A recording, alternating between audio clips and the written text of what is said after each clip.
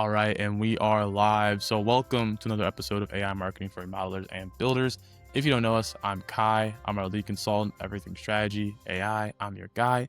And then with me is Spencer, our founder and CEO.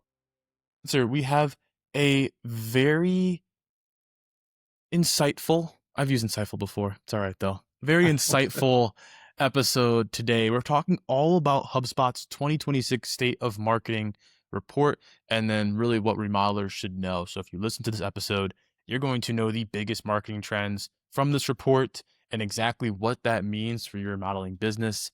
You can actually go and just look up HubSpot 2026 State of Marketing report, and you can follow along with us if you want as well. So yeah, this is something that they release every year, Spencer. So they, I think they released this a couple weeks ago actually, and they survey around 1,500 marketers across the country, ranging from small businesses to enterprise. So before we dive into it, is there anything that, because we both didn't really I think we both skimmed it. But is there anything that like you're expecting to see here before we dive into it, or is there anything like any takes you're gonna have before we see the data? That's a good question. Yeah, I feel like usually in the state of, marketing, they kind of hit like biggest like pain points that marketers are struggling with today.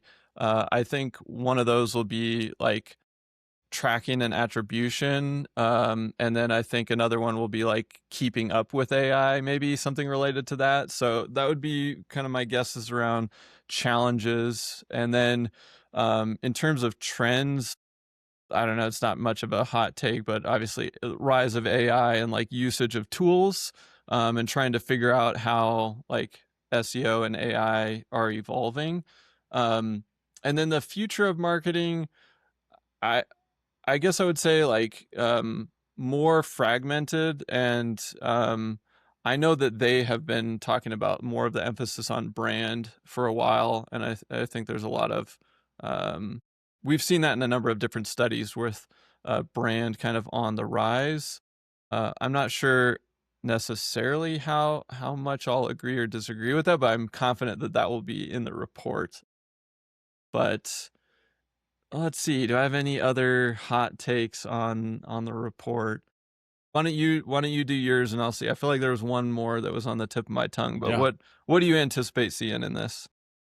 Really hope I see something like you said with tracking and attribution. I think that's been a big debate in the industry right now of how important that is, since everything's so omni-channel, which just means multi-channel to take the marketing jargon out of it.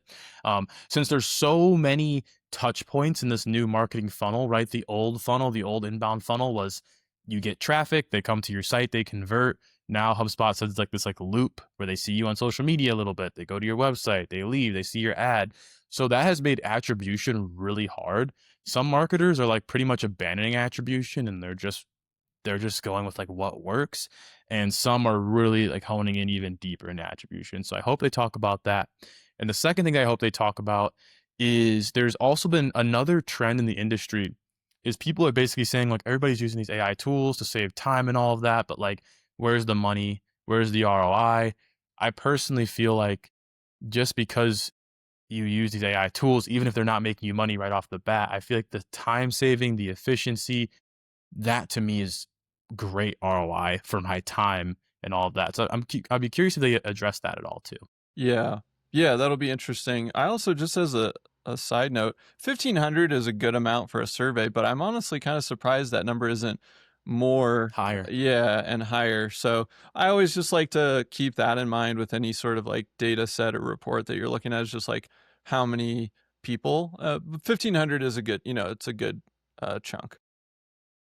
Yeah, for sure. Yeah, and especially with HubSpot too. I mean, you would think that they probably definitely have more than 1,500 marketers using their platform, so But yeah, you could yeah. just pull from that, right? So, did you remember your last point, or should we just dive into it? Let's just go for it. Yeah, I would just be reaching for something at this point. All right. Well, yeah. So, funny enough, HubSpot was the inspiration for this podcast. They have a great podcast. It's led by this guy right here, their CMO, Kip Bednar. They do marketing against the grain, and I was like, I want to do a marketing against the grain for modelers and builders. So, I love all their stuff. Funny enough, too, we know AI is going to be a big part of this report. They used an AI vibe coding tool to make this. They use Replit, so you can see if you can't see the link on your screen, but when you go to this, it'll say replit.app. So keep in mind that this was like a vibe coded report too, and it looks pretty clean. That's cool. So Yeah, I like that they're yeah, just going for it, and they didn't try to hide. I think that was no, intentional. They could have easily paid for a domain and just hosted it, but they did yeah. it on the Replit probably to to show how they're using it too, which is cool. Yeah, it's super cool. So this is one of the biggest points that like they want to start off with is as AI gets smarter, it's time for marketers' soft skills to shine. 61% of marketers believe that marketing has experienced its biggest disruption in 20 years due to AI, right? And also 67% of marketing teams say AI saves them 10 or more hours per week, and another 68% say it's meaningfully increased their productivity. Obviously, we know AI is going to be a big part of this report. I'm kind of shocked that only 61% of marketers think that AI is the biggest disruption in 20 years. The other one has to be the internet, right, Spencer? You I would mean, think, yeah. that's got to be the other thing. Yeah, but the But internet was, what, pre-2000, right? So, mhm, yeah, it's interesting, but yeah, maybe social media, like 2006 that's was fair. around MySpace and Facebook and all of that. But yeah, I thought that number was a little low here, and also some other key findings too. So um, there's a lot here. Again, we skimmed this, so we might kind of stumble over this a little bit. There's a lot of numbers, but what they're looking at here is like their main findings. And so we talk about that omni-channel or that multi-channel marketing amplifies content. So 75% of marketers are using 5+ marketing channels. So for you listening out there, how they define a marketing channel is like website and SEO is one channel, like website, blog, all of that. Social media marketing is another channel. Meta ads is another channel, like social media ads. So 5+ channels is the standard. When I read this at first, Spencer, I thought that was pretty large, but when I saw how they broke down the channels, I would say we're probably around that for our clients and for ourselves. Yeah, I mean, like you said, you've got, your website, you've got social media, you've got paid Google, Mhm. paid Meta, and email, and there's five, so Yeah. Yeah, easy. Brand drives demand. They said 85% of marketers revisit their brand identity quarterly or annually. This one is probably something that even we internally could probably do a better job at. I would say like I think quarterly is kind of a lie. I think annually makes sense, but I think quarterly, um, I don't know. Like for the builder funnel brand itself, do you feel like we like revisit that? And again, revisit is very broad, yeah, I right? was That could just just be gonna say, looking like, at what's it. revisit mean? Yeah, but I wouldn't say we make any like core changes or any new initiatives quarterly, maybe annually. I don't know if you disagree there. I don't disagree, but my first question was really, what does revisit mean? I think it Yeah, is I know we'll probably get into some of the specifics when we get to that section, but my big question is, is this just related to, if somebody does a search on ChatGPT, it right. feels like strength of brand is like a ranking factor in the sense that, like, how do you define strength of brand? It's looking at like mentions and reviews across like multiple sites versus the way a typical Google search was more structured around SEO components than just like brand related components. And so I wonder if that's why that number is so high, as people are revisiting in a sense that they're like, how's our brand doing out there, kind of a thing. Yeah. Yeah. An even higher number here. So the personalization gets audiences to act. So 93% of marketers are saying that personalization improves leads or purchases. And we've been saying that on every episode. That makes a ton of sense. I think the last one I want to really look at here too is I was surprised for 1,500 marketers, AI being a core part of the marketing workflows. 80% of marketers use AI for content creation and 75% use it for media production. I thought that was honestly, like, pretty high for 1,500 people. Again, very broad, right? Are they just finding the topics and writing it themselves? Or this is like a full, like, A to B workflow? Probably, like, all mixed within that. Yeah, that it is interesting. It says 80% use it for content creation, which that makes Mhm. sense. Some sort of, whether it's like, help me with this caption for a social post, help me with Right, this yeah. email draft. The more I think about it, I think if you just said like, oh, this is going to build me a whole, video, or this is going to build me my entire blog post with no, but if you're just saying they use it for content creation, somewhere in there, yeah, I could see that. Yeah. Maybe they'll get more specific too, like as we dive into the Yeah. report as well. So this is also a really cool section that I want to go over. So we have the marketing goals and marketing challenges. Again, pretty generic here. So this is from 2025. I'll just read off some of these for people just listening. Number one marketing goal is increasing revenue and sales, driving traffic to your website, increasing engagement, improving the customer experience, and closing more deals for last year. And some of the biggest challenges last year were generating traffic, generating leads, hiring top talent, driving purchases, and securing the budget that marketers need. Very curious how this shifted for this year.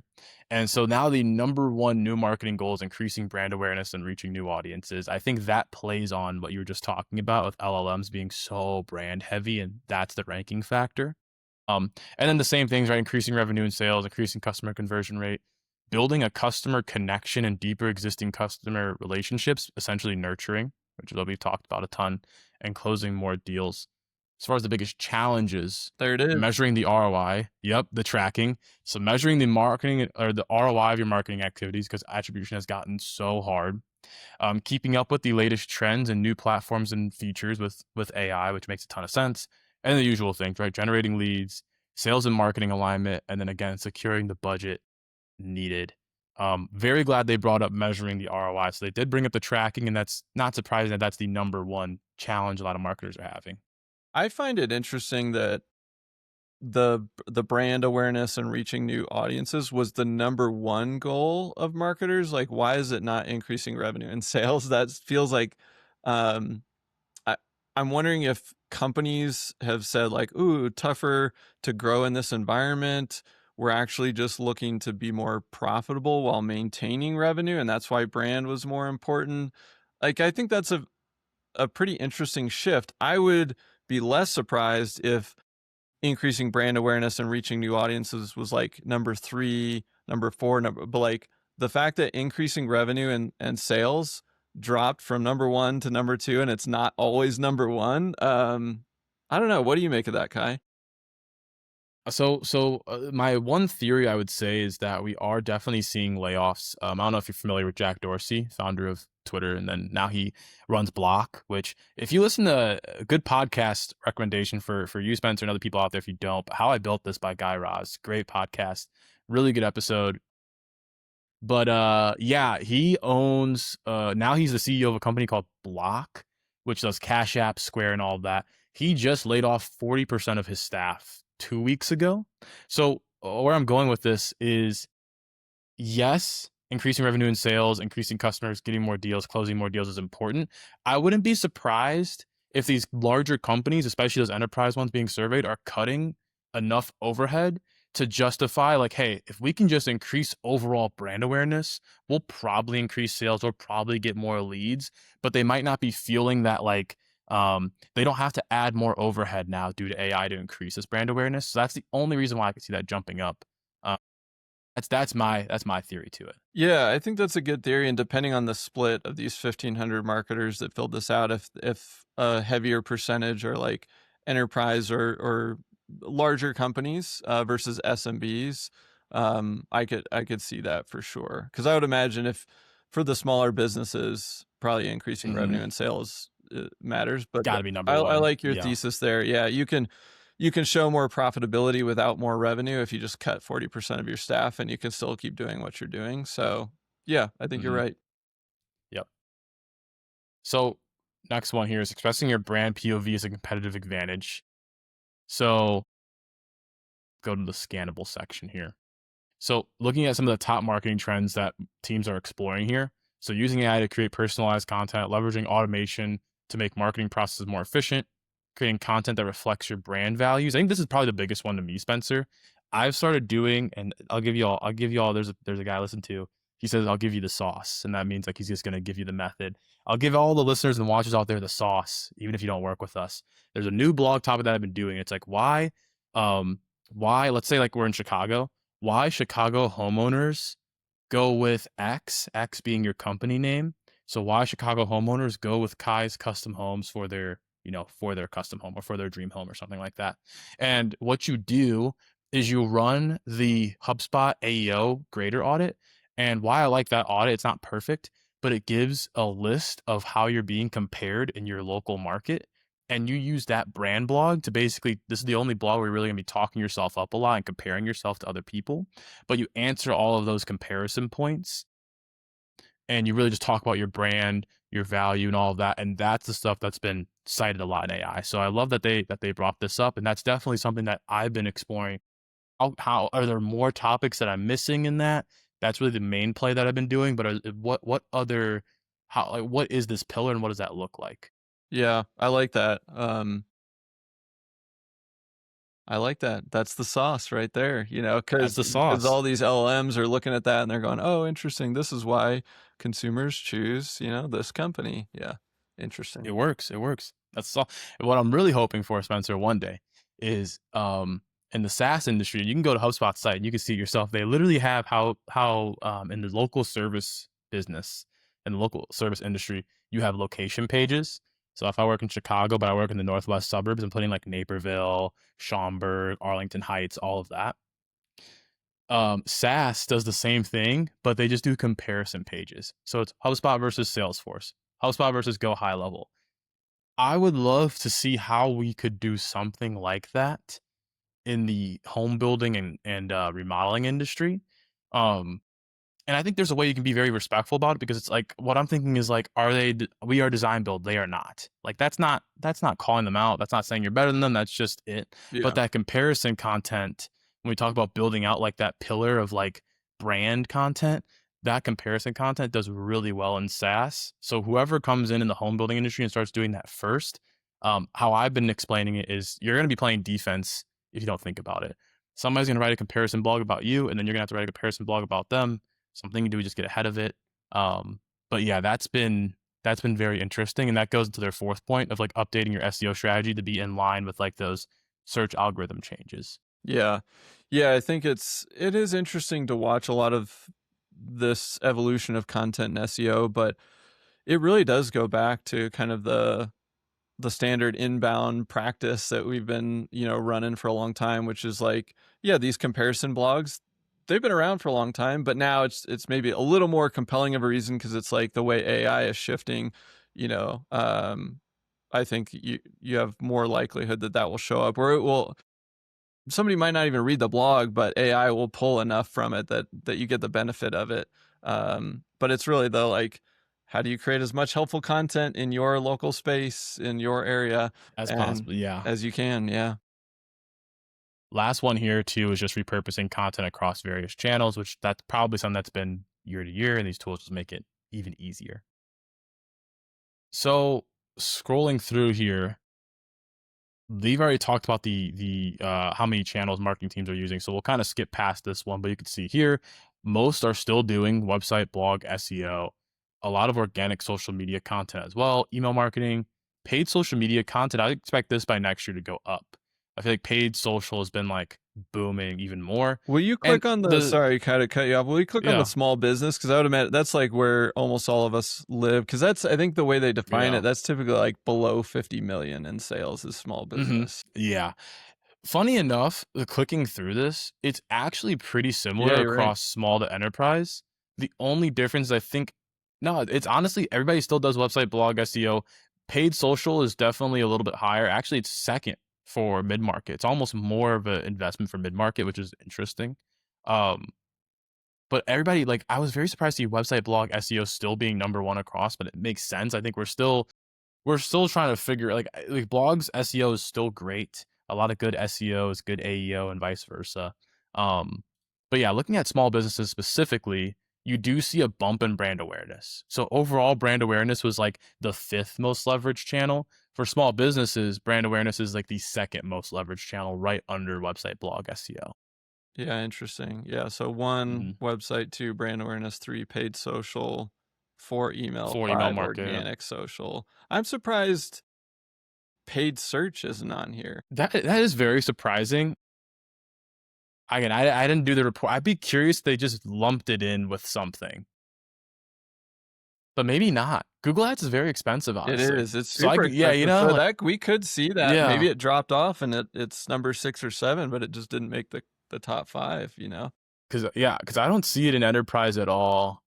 Interesting. Yeah, I don't see it in anybody's. Yeah. Man, So yeah, it might just be that's like a 6 or shocker 7. for me, honestly. That's interesting. Yeah. Yeah. Yeah, and again, it depends on who they were surveying, right? Because, like SaaS does do PPC, but I do think SaaS probably you are a little bit more successful on social media because it's not necessarily something that like you're looking like not a lot of people are looking up your SaaS, if that makes sense. But they have like a ton of pain points and stuff that you can pull on with social media content. That might be like where if they lean more SaaS versus local, I would assume if they surveyed more local businesses, we would probably see at least PPC make like fifth. Yeah. Um, Yeah, I but would yeah, think, yeah, at least above organic social. yeah. Yeah.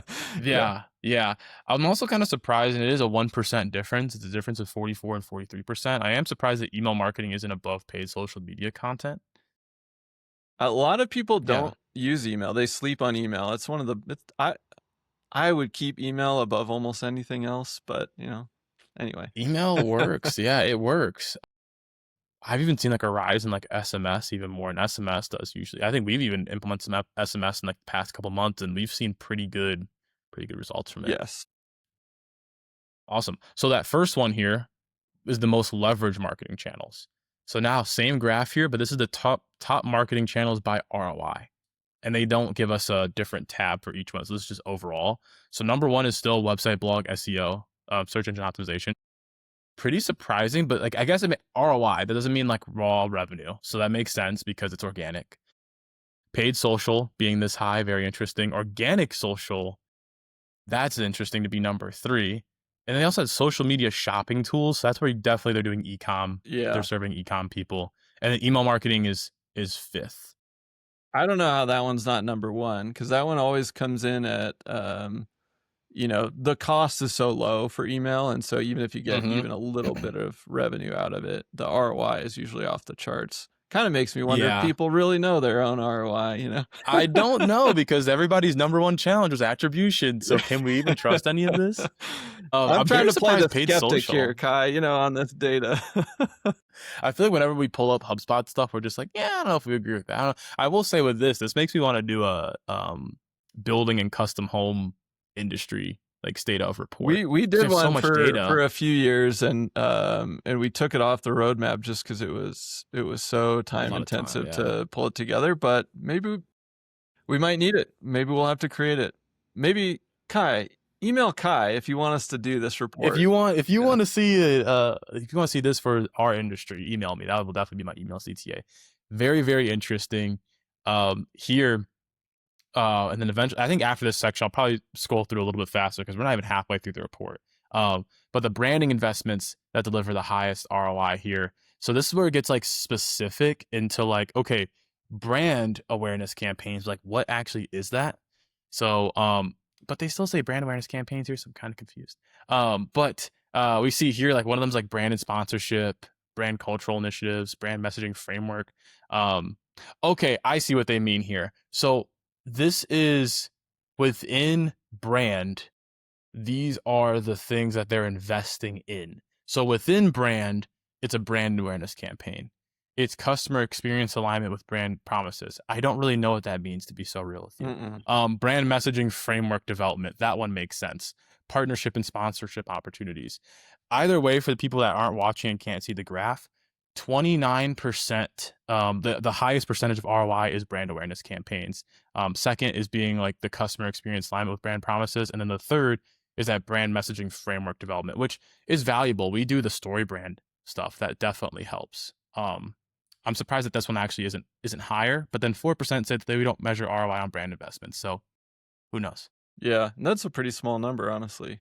Yeah. Interesting. So here's where they're talking about loop. We already did loop, so we're going to skip over this. Content by humans for humans converts. So this one's interesting here. I'd actually just going to go with small businesses because this is going to be like the majority of people we're talking Let's about. do it. Yeah. So marketers' feelings about AI content. This is specifically with the small businesses that were surveyed. 47% small business marketers believe AI makes content so easy to create that it's less effective overall. And 43% of marketers struggle to differentiate their content in an AI saturated market.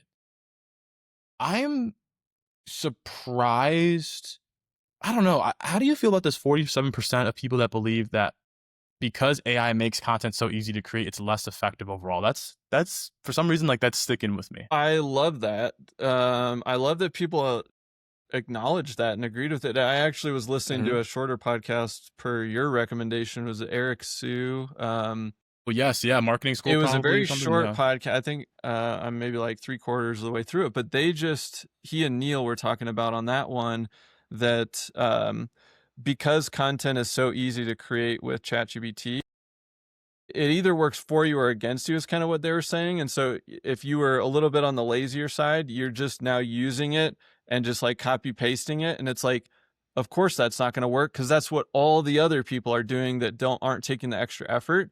But if you're using AI to say like, I'm going to use this as my 80% and it took me 5 minutes, and now I'm going to spend all the rest of the time I normally would have spent on this to make it better, to enhance it, to add the customization, to add the personalization, the content, like all these things, those are the people getting ahead. So I actually really agree with this 47%. They're like, yeah, it's made it so much easier to create, but just at face value, it's not going to work. And so it's like, cool, we're kind of back to where we were, is to make something better, you just have to acknowledge that the baseline for getting started, that bar has gone way up. And so yeah, you can create a 2,000 word post in 10 seconds, but it doesn't mean it's going to work for you. Yeah, yeah. And so that makes it interesting too that there's a larger percentage of people that feel like the content is less effective overall because AI makes it so easy to create, but a smallish percentage of people believe that like, um basically there's a larger percentage of people that were surveyed here that actually don't struggle differentiating their content in an AI saturated market, which is interesting. I would expect that this number would be like in like the 60s or something like that. Well, the funny thing about sometimes the data is like these people could have been the same people. Like they're like, yep, Hmm. it's easy to create and it's less effective, and I'm also struggling. So it's really like potentially 4% is the difference that thinks like, oh, I can actually differentiate my content. That's not the problem. Yeah. Yeah. Yeah. Yeah. And like when I think about it more too, it's like cause like I would probably say like no, because we know what to do, right? The brain dump that we've talked about, the personal experiences. So like that does make sense. But yeah, this was really interesting. But even though they make it less effective, it makes it less effective overall. People still are investing the most time into it and it still has the most ROI when we looked at the previous graphs. Yeah, true. So True. very interesting. So again, here these are some of the top content marketing challenges. We looked at these earlier at a high level, but again, going to like the small business, creating content that receives high level of online engagement, so clicks, shares, comments, and again, that's because there's just so much content out there now.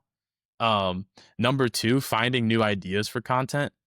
This one kind of surprises me. I feel like it's if you're brain dumping and you like just use context all the time, I feel like you can always find ideas. But I get that. It's depending on like how niche your industry is. There's only so many things that you feel you can write about before you're just really writing like spotlights or something or case studies. Agreed. Yeah. Creating content on a consistent schedule. I'm kind of shocked that this one's number three.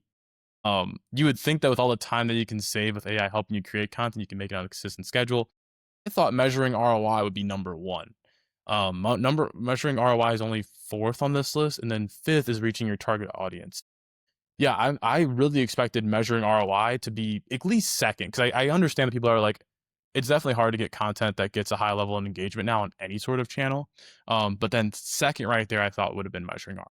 Yeah, I would have thought it would have been higher too. I think maybe part of the reason that creating content on a consistent schedule is so high is that sometimes I think we default to content equals blogs, but content equals social, content equals video, content equals Video, podcast. So it's like, true. yeah, if you're getting in front of a camera for any content, especially social, it can be Hmm. pretty time intensive, even with editing tools and different AI things. But like, you still got to be in front of the camera talking if you're the one Yeah. doing all that social content. So that one I get.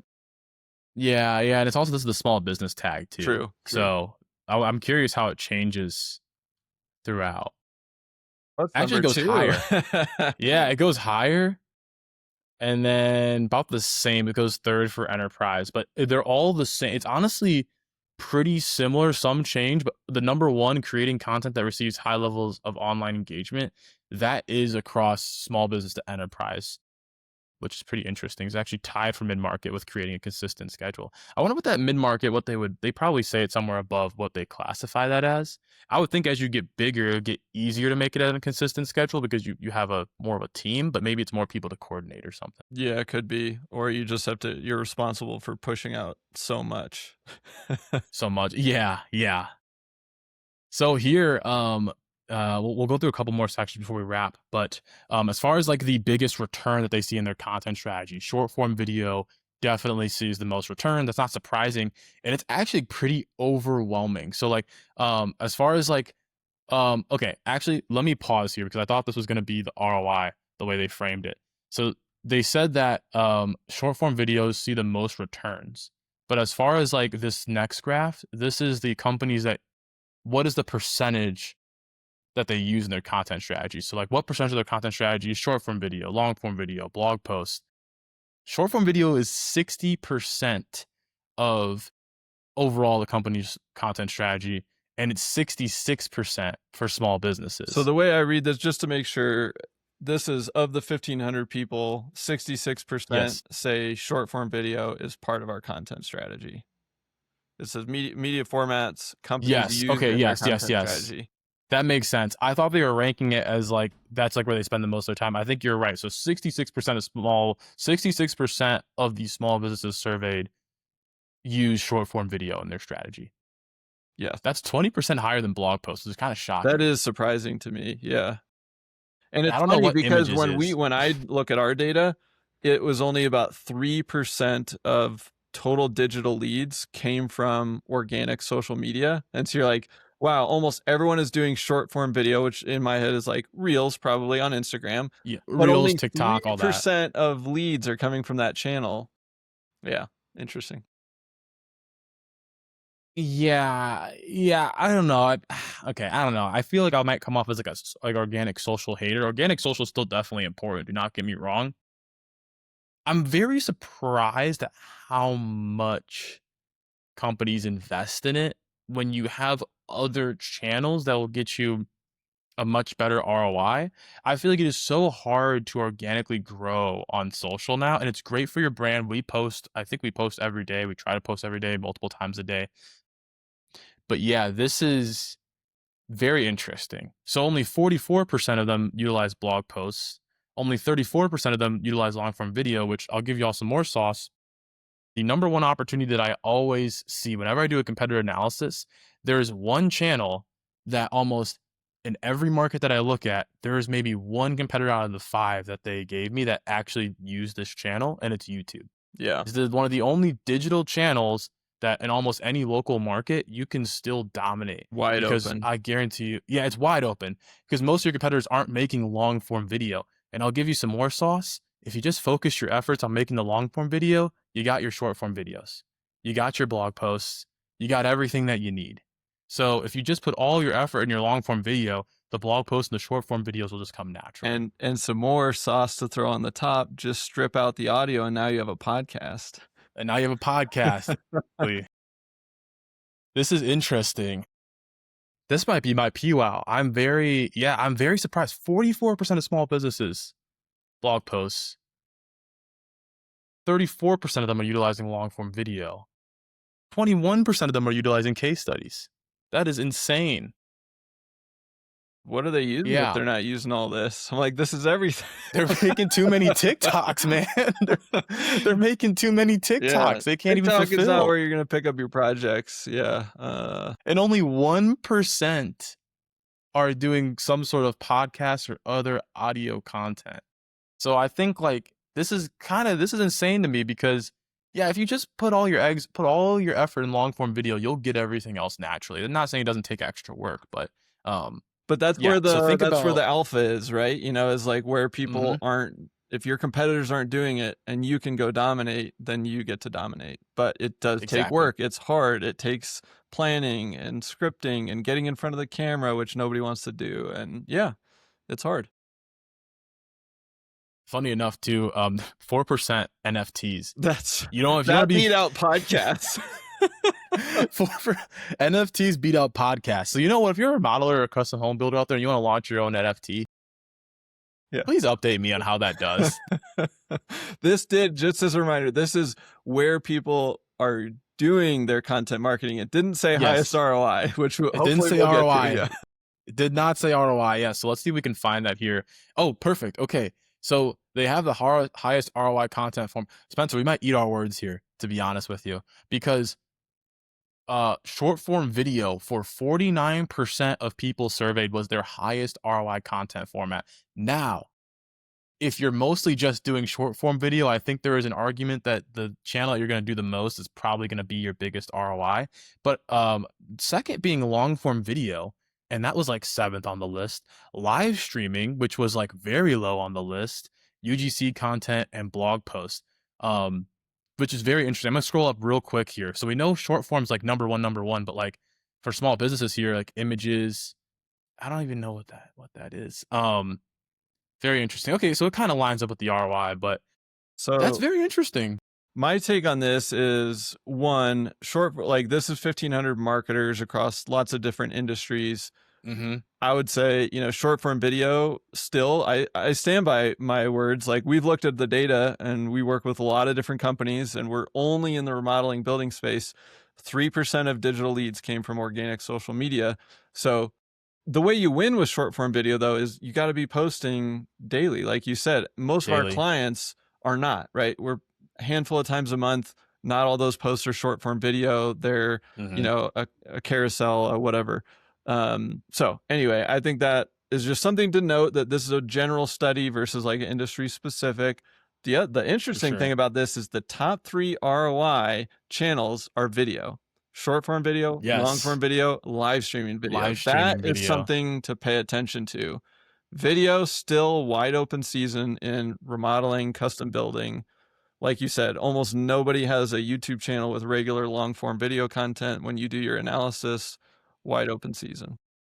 Yeah, and this makes the live streaming ones really interesting because what if you do, because we see we see clients do like in-person webinars or in-person seminars.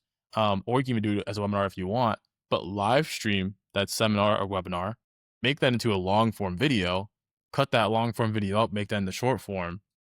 That's one, that's effort for one thing that you can, and I'm not saying it's going to be probably if you plan out a long form or short form video, it might be better for sure. But when you're just getting started as like, most of the teams that we work with are under 10 people, that's a great thing to try where it's like, how much can we squeeze out of like this one event? I would also be curious too, Spencer, maybe this will be a future topic that we do. If how like what is the UGC is there a UGC connection in this industry and could we leverage it at all? Yeah. Um Yeah. We'll have I to don't think think we about really that one. talk about that. Yeah, really cool. That's awesome. So where content teams are planning to invest in 2026? Okay. Short form video, it's not going away. Um, okay. So what I'm looking at here for the audio listeners is, so this is where the small businesses that were surveyed, here's where they're planning to invest in the 2026. So short form video, when they saw that, sure, that makes sense. I don't know how only 11%, only 11% are going to invest in the long form video. And the live streaming didn't even make top 3. It's UGC, which again, this is different industries. So like UGC, like it depends on the industry. I think UGC crushes it for some industries, obviously, but only 11%, unless I'm reading that wrong, are investing in the long form video, which is so surprising because if you invest in long form video, you have your short forms. I think that's very surprising to me. It is pretty wild to think about. But I think people look at the broad attention, and like the Mm-hmm. attention is on Reels, TikTok, and YouTube Shorts, and like because just the average person just consuming quick hitting information, no attention span. But the funny thing is, if people consume a long form video from you, like the amount of trust building that goes up with you, like the quality of that person coming to you. So I do wonder how much of these small businesses is like smaller purchases versus like big purchase. You need to build a lot of trust before someone buys. Mhm. Yeah, it's interesting. Yeah, and I think it's interesting too as you shift towards like different size markets, completely changes. So we see like live streaming video is one of the top. That's second. 16% of mid-market companies are wanting to invest more into live streaming videos. I know on my LinkedIn, I've seen more and more people hosting LinkedIn events, webinars, all of that. And enterprise, same thing actually. So live streaming 11%, but number one is short form across the board. Across the board. I Yeah. will say that yeah, there's not a better platform to get followers and engagement on than TikTok. I mean, I think anybody can start up a TikTok right now. You could probably get 100 followers by the end of the week. At my previous role, when I worked at a SaaS company for esports, we ran TikTok ads. We invested in TikTok. I it really depends on like the product that you have, but it's so hard to get those TikTok people to actually convert and actually take an action. And that's also when you keep in mind that I think over 50% might even be higher, might even be over like 70% of TikTok's platform are people under the age of 15. So Yeah. like you're already like as a remodeler, as a custom home builder, if you have the time to do TikTok, great. I've seen some really good TikTok content from some people in this industry, but it should not be like one of your top channels. Yeah. And the And that thing doesn't to mean like short remember, form videos all bad. Go ahead yeah, though. the thing to remember is that like you said, you could rack up followers, views, all of that, but like, are you Mhm. getting leads? Are you getting actual like your Bottom line. actual Yeah, audience? And that's the big, I think, disconnect there with a lot of the short. for sure. This just talks about like some of like the platforms people are using: Instagram, Facebook, YouTube. Like not very surprising here. Facebook being the highest ROI social platform with Instagram, YouTube, Twitter, and then we just talked about like TikTok next. Well, TikTok actually riding. Instagram, Go ahead. for 26, Instagram beat out Facebook, it looks like. Well, yeah, That was yeah, the that's big actually. shift from last year to this Mhm. year. Instagram overtook Facebook, it looks like. Facebook went down, yeah, which makes Makes sense. I mean, sense. you're starting to get like that generational, like a lot of people that are like using Instagram more and that use Instagram more, like growing up and all of that. They're becoming like the buying power. That makes sense. YouTube's growing year over year. Yeah, YouTube Uh, will probably TikTok, pass Facebook next year. yeah, it's at 42, and Facebook's at 43 right now. So, and I'm assuming this is, or I'm hoping this is organic. I don't think this is. That Yeah, would get I really would messy guess if it's so. paid. Yeah. Yeah, it'd get really messy if it was paid. So let's pick one more section here. Well, we could probably What even do you do a wanna do, second growth episode on trends this. or, what do you think? Well, this is all the social stuff. This actually might work out pretty well because we're almost at the end. Top channels by ROI and personalized. I feel like we've talked about that at length. They have their loop. There was one specific section that I wanted to. Okay, so we can end off on like the KPIs that matter to marketers, and then that's actually the last section. So I say we could probably end off on that. I think that's a good section to end off on. Sweet. Funny enough, when I use Riverside to edit this, it always like takes those conversations. It's like you might want to cut this. This is like backstage talk, and I'm like, nah, the people want to hear The this. people wanna hear. People This is want to hear real this. time. Yeah. So we'll end it off here with their state of marketing report. And these are the KPIs that matters to marketers. They put this all the way at the bottom, so it's the bottom line. So overall, it's well, let's just do small businesses honestly, because it's honestly been pretty similar across the way. But lead quality and MQLs are the biggest KPIs. I'm curious if they consider an MQL and SQL. That's where it gets a little messy. They're different to us, but I'm surprised not like SQL. But Yeah. again, to them, an MQL might be an SQL. It really depends. Lead to customer conversion rates. Yeah. This one's very surprising. Website traffic and unique visitors. I'm not saying that's not important, but I wouldn't have that as a top 3 KPI. Return on marketing investment should be way higher, at least higher than traffic, in my opinion. And lead generation volume. So, and I'll let you go here, Spencer. The the thing that just like automatic like that's like immediately shocks me here is we have all this change like in the industry, and we're still talking about website traffic being a top KPI and overall lead generation volume, which in them like at their core are not bad things, but I wouldn't think those are like top 5 KPIs to me, but I'm curious if you disagree.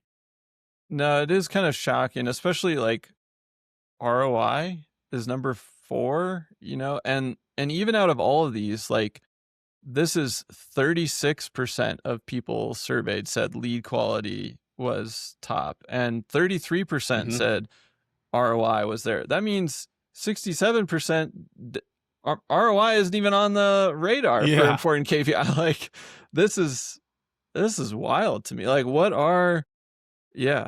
matters? It's pretty consistent across the board, funny enough. I actually wanna say it is the only thing that's different is mid-market and enterprise are exactly the same, but you see, like, as you grow, mid-market doesn't really care too much about website traffic, and enterprise doesn't care too much about lead generation. They care about customer lifetime value, they care about CAC, customer Yeah. acquisition cost, um, and yeah, those are the 2 other ones that were not with the small businesses. Yeah, and maybe that's some of it might just be marketing department sophistication, thinking about like That's smart, oh, yeah. traffic, that's an easy thing to measure. Cost to acquire a customer, a little bit harder to measure. You need some attribution in place. You got to do a little bit of math. Um so it could be just some of that, but I am still surprised that like as a small business, if you're a marketer at one of those companies, or something like why isn't ROI higher? Even lead volume is only 31% said that's important. Like Yeah. it kind of worries me. Like what is it? Views? Is it impressions? Is it clicks on social media? Like what are the metrics that are making it onto their list if not these ones? Mhm. Yeah, and I'll say too, well, for the lead generation volume one, I think, like, the lead quality to me, like, that makes sense. There was one thing that I felt like they were missing, um, but yeah, it just slipped my mind. But yeah, yeah, I thought this was interesting. Um, yeah, I don't know. Here's what I was gonna talk. So when I was skimming through, I couldn't find it while we were on the pod, but there's a part in this report where it talks about, I think it's just like a paragraph, like the general sentiment with marketers right now. And they said that the majority of marketers surveyed feel like they are going to get the budget that they need, and that they asked for in 2026, but they are more scrutinized with marketing results, which makes it very surprising that ROI is so low on the list because you would think, okay, lead quality MQLs, like all that's great. Do not get me wrong, but like if you're going to be scrutinized about what you can do with AI and getting more budget, and you're not proving your ROI, that just seems like a huge disconnect to me. And maybe I was reading another article, but I'm pretty sure it's in this report somewhere. Yeah, those do seem to conflict. Yeah, and I just yeah, I don't have a good answer for why that wouldn't ROI wouldn't be higher on the list. But I do like that at the top was at least, like you said, lead quality and MQLs, which, you know, maybe that includes SQLs or not, but lead quality is a top focus. Like at least it's not, that one was above just pure volume of leads. And it does matter the kind of leads. So that I do like that. That makes sense. And I actually did find this: 73% of marketers say their budgets are more heavily scrutinized than they used to be.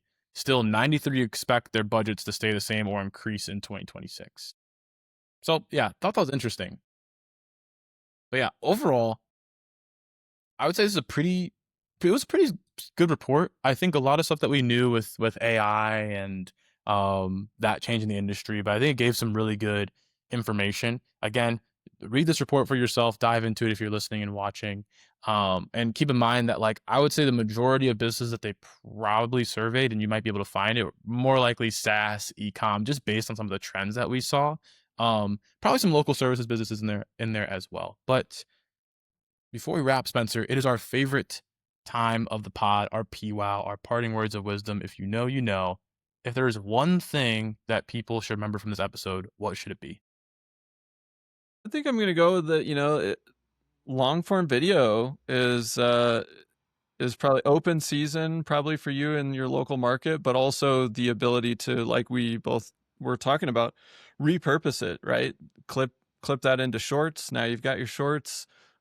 Depending on the video, you could live stream it and get the benefit of that too, but you could definitely strip it out and use the audio for a podcast. You could repurpose the transcript into a blog. Like, you can repurpose that into an email promotion, sending it to the email, like to the video or to the blog. So you can get a lot out of just one long form video. And so that's, I don't know, we always think about that with content marketing, is like, how can you, if it takes a lot of effort to create something like that, and so then how can you repurpose it and magnify it and distribute it in more places and get more mileage out of it? So that would be my PWOW for today. What about you, Kai?